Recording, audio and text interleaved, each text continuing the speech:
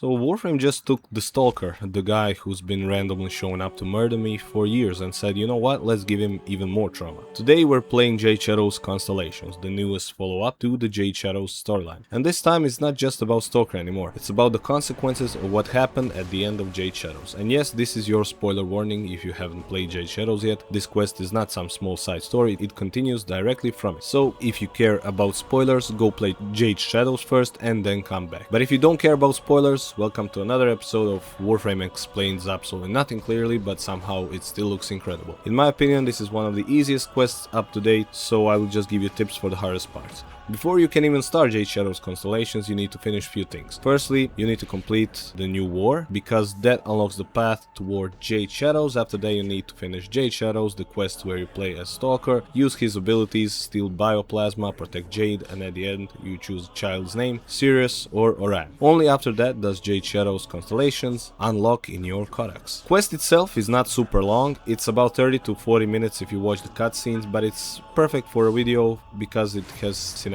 moments, Stalker gameplay, boss fights, emotional scenes, and the classic Warframe moment where you just sit there thinking, wait, did I understand this, or do I need a PhD in Eternalism? Also, one important thing, once you start your quest, you're basically locked into it until you finish. You can't just leave halfway through and go open relics or check Barokitir. No, you enter the Stalker family drama simulator and now you have to finish it. Constellation continues directly after ending of Jade Shadows. At the end of Jade Shadows, we have to choose the name for Stalker's child. At the first, it felt like an emotional choice. Do you name the child Sirius or Oran? But of course, this is Warframe.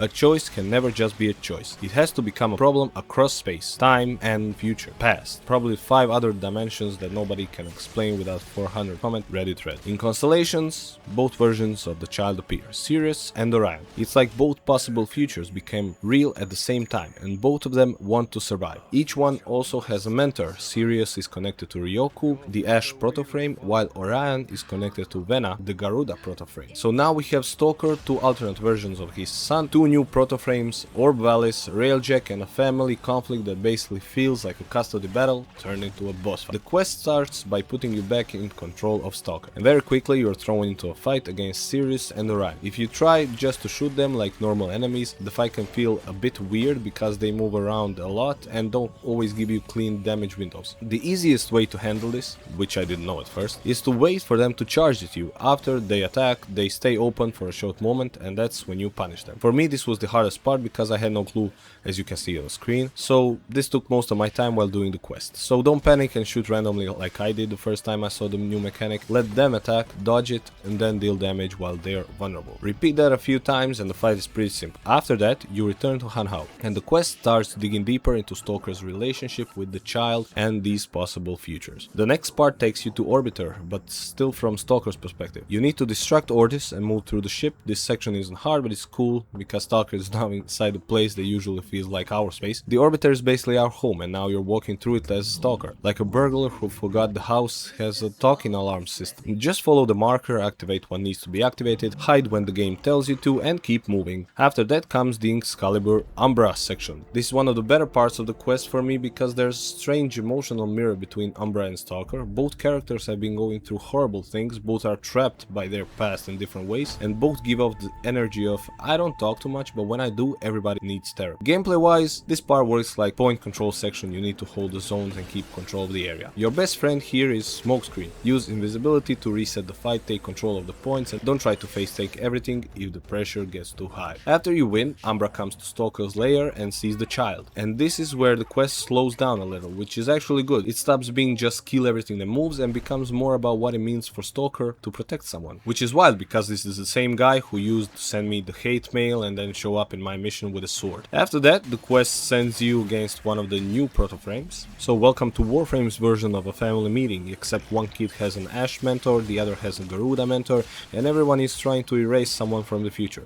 If you go after Ryoku first, you enter his ship, which is full of traps, clones, and assassin-style mechanics. Ryoku is the Ash protoframe, so his whole theme is stealth, blades, dashes, clones, and the general feeling that you walked into the house of someone who took the word ninja way too seriously. He's not extremely hard, but he can be annoying if you chase him without a plan. Watch out for his dash attacks because they can hit pretty hard. The easiest way to deal with him is to use Stalker's smokescreen. When you go invisible, he becomes much easier to manage and you get safer windows to deal damage. Don't stand still, keep moving, use invisibility, shoot him when he's open, and try not to walk into every trap like you're collecting mistakes for the thumbnail. After Ryoku, you go after Vena, the Garuda proto-frame, and the tone changes immediately. Ryoku is cold, precise and assassin-like. Vena is blood rage, chaos, and strong feeling that this place definitely violates several health and safety rules. Before you reach her, you need to disable terminals. The terminals are protected by blood binds, so you first need to go find and destroy the source of those binds. Once the bind source is destroyed, you can go back and disable terminal normally. When you finally fight Vena, the most important thing is to keep your distance. She can grab and control space with blood vines, and if you let her pressure you too much, the fight becomes much more annoying. So don't play like a melee caveman, keep your distance, shoot, dodge, and keep applying pressure when she tries to defend herself or recover. Ryoku feels like you won't see me until it's too late. Vena feels like you will see me, you will hear me, and someone is definitely cleaning blood off the walls after this, even though it's pretty simple to kill them all. After that comes the final fight against Jade Mockery. This is where the quest goes full Warframe again, void energy, strange visuals, and a familiar looking figure that isn't exactly what you expect, and you're just trying to figure out whether this is a boss fight or an emotional metaphor with the health bar. The fight itself isn't too difficult, the main thing is to aim for the head and to deal as much damage as possible and stay mobile. Jade Mockery can hit hard, but as long as you keep moving and don't stand in the middle of the arena as an NPC, you should be fine. Honestly, out of all of the fights, this looked the most dramatic, but gameplay wise it wasn't the worst. The classic Warframe boss logic, terrifying visually, but somehow not that bad to kill. And then, after all the fighting, after all the alternate features, the proto-frame, Zambra, Hanhao, and Stalker's emotional damage, the game says, alright, time to cook dinner, which might be the most Warframe thing ever. So one second you're in a cosmic family war, next second you're trying to figure out the correct recipe for your children. Here you need to prepare food for Sirius and Orion. If you get stuck, the combinations are: for Orion, use spice plus vegetable; for Sirius, use sugar plus meat. Once you serve them food, the quest comes to an end. And honestly, I kind of love this part, because after all the chaos, the quest ends with something small and human. It's not just we kill the boss, now go farm.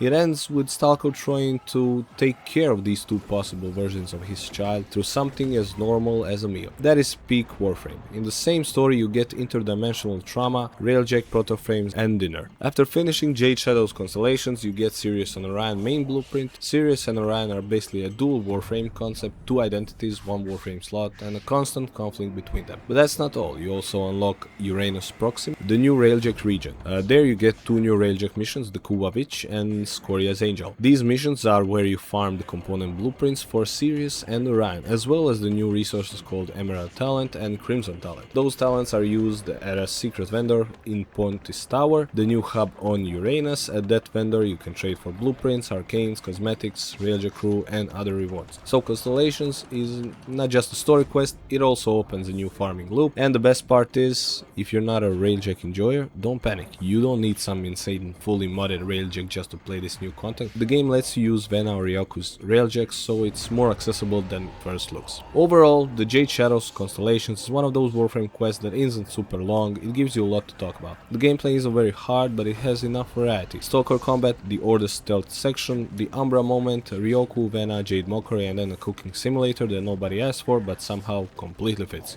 The strongest part for me is the atmosphere. The Stalker is no longer just the edgy guy who invades your relic run, he's a character with guilt, history, a child, the two possible futures that are trying to erase each other. And that is why this quest works really well for a returning player video, because when you come back to Warframe after a long break, you expect farming, relics, builds, mods, and grinding, but then the game suddenly hits you with a quest where Stalker is learning how to be a father while two versions of his son fight for their own existence. The normal game would just say, here's the new boss. Warframe says, here's trauma, railjack, a dual Warframe, and a dinner for kids. If you finished the new war and Jade Shadows, definitely play Constellations. If you haven't, maybe don't watch too many spoilers. Unless you're like me and click every spoiler anyway, then pretend to be surprised later. That's it for this video. Next I'm gonna see how bad the Sirius and Orion farm actually is, whether they're worth building, and whether this is another one of those farms where I just say one more run and then wake up at 4 AM with 12 Crimson Talents and an existential crisis. So before you leave, if you're still here, I'm going to try to create more videos. I have some free time now. In the comments, if you are still here, you can just tell me, would you like a short video every day, a bit longer, like 10 minutes video, couple times a week, or one longer video at the end of each week? So in case you wanna participate and give me some constructive feedback, thank you very much, and I will see you guys in the next one.